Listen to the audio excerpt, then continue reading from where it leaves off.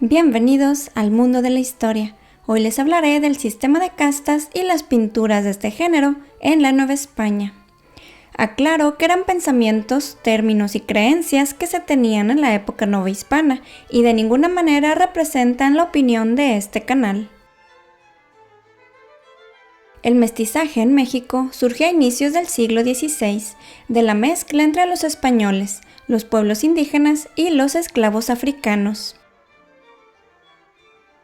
En el periodo inmediatamente posterior a la conquista, el mestizaje era bien aceptado, pero esto fue disminuyendo a medida que avanzaba la colonización. De las mezclas entre los grupos denominados españoles, indios y negros, surgieron otros grupos secundarios, los mestizos, mulatos y zambos, lo que dio paso a complicadas clasificaciones y nomenclaturas.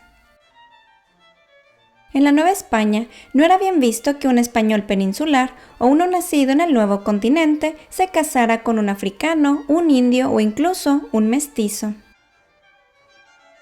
Federico Navarrete, doctor en estudios mesoamericanos de la Universidad Nacional Autónoma de México, menciona que el sistema de castas era una dominación política y económica, pues los blancos eran los que ocupaban los puestos de mayor jerarquía. Los mestizos, aunque no tenían que pagar el tributo, no gozaban de los mismos privilegios que los españoles. Los indígenas tenían que trabajar y pagarle un tributo a la corona, mientras que los esclavos solo vivían para trabajar. En las instituciones eclesiásticas se visualizaba más esta estratificación de castas, pues registraban los nacimientos, bautizos, matrimonios y defunciones de los feligreses. En ellos se especificaba la edad, su género y la casta a la que pertenecían, algo que perduró por muchísimos años, sobre todo en las zonas rurales del país. Llegamos al año 1710, fecha en la que surgen los cuadros de castas mexicanas, cuando el virrey Fernando de Alencastre, Noroña y Silva, duque de Linares, quería darle a conocer al rey Felipe V y a su corte las distintas mezclas raciales que habían surgido en el México colonial. Así que contrató a un reconocido artista de nombre Juan Rodríguez Juárez, quien a su vez reunió a otros pintores reconocidos de la época para realizar el encargo. Es un pensamiento extendido que la razón principal de su elaboración fue para mostrarle a Europa la riqueza, los oficios, la cultura y el estilo de vida de la Nueva España. El sistema de castas, o mejor dicho, el discurso de castas, como algunos expertos prefieren llamarle, era un fenómeno muy popular que trascendió a la pintura. Las funciones principales de las pinturas de castas era proyectar la jerarquía y el orden de las clases, mostrarle a los europeos una realidad idealizada de riqueza y sobre todo seguir la moda clasificadora europea, de la cual les hablaré más adelante. En las pinturas de castas generalmente se representaba una pareja formada por un hombre y una mujer, y su hijo o hija, para ilustrar cómo había sido el mestizaje, utilizando la palabra produce o nace. En estas obras podemos notar, entre otras cosas, el protagonismo del color de la piel de los personajes y su representación de manera respetuosa, pues sus cuerpos y sus rostros no se ridiculizaban. Aunque en algunos cuadros, además de la casta, se apuntaban ciertas características que les atribuían, como si todos los que perteneciesen a esa casta serían de tal forma. Por ejemplo, hay un cuadro en donde se describe a un jíbaro con los términos nace inquieto y siempre arrogante. Las escenas representan situaciones cotidianas, lo que nos permite apreciar cómo eran sus casas, el oficio que desempeñaban, los alimentos que consumían y la variedad de flora y fauna que existían en el México colonial. Existe un mural que cuenta con 16 lienzos individuales que muestran las castas principales que se originaron en las colonias españolas. Algunas de esas castas fueron las siguientes: español con india mestizo, mestizo con española castizo, castizo con española española, español con negra mulato, mulato con española morisco, morisco con española chino. Pero existen cuadros en donde se menciona que de mulato e india nace chino, o que de español y morisca nace albino. También referían que de mestizo e india nace lobo, de mestindio y castiza nace coyote. Chino con india salta atrás, lobo con china jíbaro, calpamulato con cambuja tente en el aire con mulata no te entiendo con india torna atrás. La gente común no empleaba estas nomenclaturas, sino términos más sencillos como morenos, pardos o mulatos. Actualmente sabemos que la pigmentación de la piel y nuestros rasgos físicos están determinados por nuestros genes.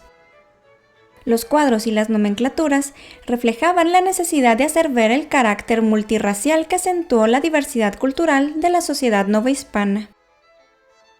Los cuadros de casta son un género artístico exclusivamente latinoamericano, influenciado por los movimientos de ilustración del siglo XVIII, que intentaban comprender la naturaleza, el origen del hombre y las diversas razas. También surgió una especie de moda clasificadora en Europa y una obsesión por la limpieza de sangre y la pureza racial. Por esta razón, en la época novohispana, la sangre española pura era considerada la de mayor dignidad. Quizás ahí se originó la nefasta expresión mejorar la raza, que todavía resuena en estos días, pues como expuso Federico Navarrete, del mestizaje se esperaba el blanqueamiento de los indios y nunca la indigenización de los blancos. Creían que de las mezclas resultantes entre españoles e indios se produciría nuevamente un español si se introducía más sangre blanca a esa mezcla. Esto se conoce como ficciones genealógicas. Pensaban que después de ciertas generaciones mezclándose con españoles, regresaría la pureza de sangre. Otro ejemplo de esto era el llamado linaje retrógrada de la sangre africana, pues según el sistema de castas, de español y albino resultaba el torna atrás, es decir, que se manifestaban nuevamente los rasgos de sus antepasados africanos y se interrumpía el proceso de la purificación de sangre. Aclarando que con albino hacían referencia a una casta que resultaba de español y morisco, y no de las personas con una ausencia congénita de pigmentación. Basados en esta creencia del linaje retrógrada, se persuadía a los españoles para que no se casaran con los negros, ya que pensaban que sus rasgos siempre volvían a aparecer. Es probable que detrás de ese pensamiento estaba escondido el miedo de la corona española a que los esclavos alcanzaran su libertad, algo que no les convenía. Aún así, hubo esclavos africanos que obtuvieron su libertad y lograron mejorar sus condiciones de vida, pero la población africana disminuyó notablemente en la Nueva España, debido a que, a mitad del siglo XVII, dejaron de trasladarse esclavos africanos a esa región. La importancia de la pureza de sangre no era exclusivo de la Nueva España. Lo podemos encontrar también en la clasificación de castas realizadas en el Perú colonial, en donde se mencionaba el porcentaje de sangre española y, por ende, cuánta sangre pura tenían las nuevas castas. Por ejemplo, al hijo de un español y una mestiza se le denominaba cuatralbo, porque consideraban que tenía 1/4 parte de sangre india. En el año 1777, una orden real ordenaba recabar nueva información acerca de las colonias en América, y se produjeron nuevos informes descriptivos, en donde se utilizaba con frecuencia el término de castas para referirse tanto a la población como a las diferentes razas de algunos animales. El término castas no se empleaba para nombrar a los criollos, a quienes, por cierto, no les gustaba que les llamaran así, sino españoles americanos. Los españoles peninsulares no los veían como iguales. Consideraban que los españoles nacidos en la Nueva España y otras colonias españolas tenían antecedentes mestizos. Los criollos les llamaban gachupines a los españoles nacidos en Europa y les profesaban un profundo rencor porque tenían el dominio de los puestos políticos, económicos y catedráticos más importantes. Los criollos y los españoles peninsulares se menospreciaban mutuamente, lo que influyó en los movimientos de independencia que se dieron después. Otra cuestión que me pareció muy curiosa es que los criollos consideraban una falta de respeto que alguien hiciera alusión a su mestizaje.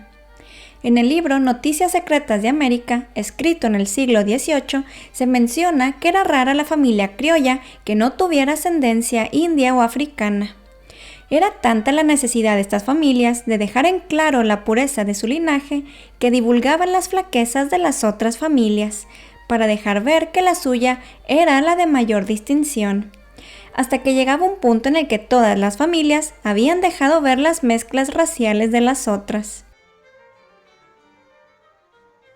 En el México colonial, la población indígena era la más numerosa. Los españoles y criollos figuraban en la cúspide política y social, pero los mestizos comenzaron a cobrar mayor relevancia. La autora Juliana Almeida menciona que los sectores dominantes consideraban a los mestizos como una amenaza al orden social, y en un intento de disminuir el peso creciente de este grupo en las sociedades coloniales, se valían de la descalificación por su origen racial. La corona española prefería que los españoles peninsulares ocuparan los cargos más importantes, en parte porque pensaban que los españoles americanos contaban con menos intelecto. Finalmente, les cuento que los cuadros de castas son el resultado de los pensamientos novohispanos y el afán por clasificar todo en la naturaleza.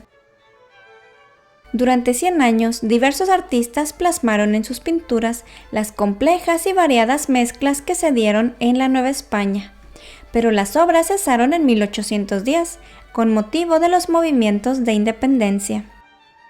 Los invito a visitar las colecciones de castas mexicanas que se encuentran en el Museo de Historia Mexicana, ubicado en Monterrey, Nuevo León, y el Museo Nacional del Virreinato en la Ciudad de México.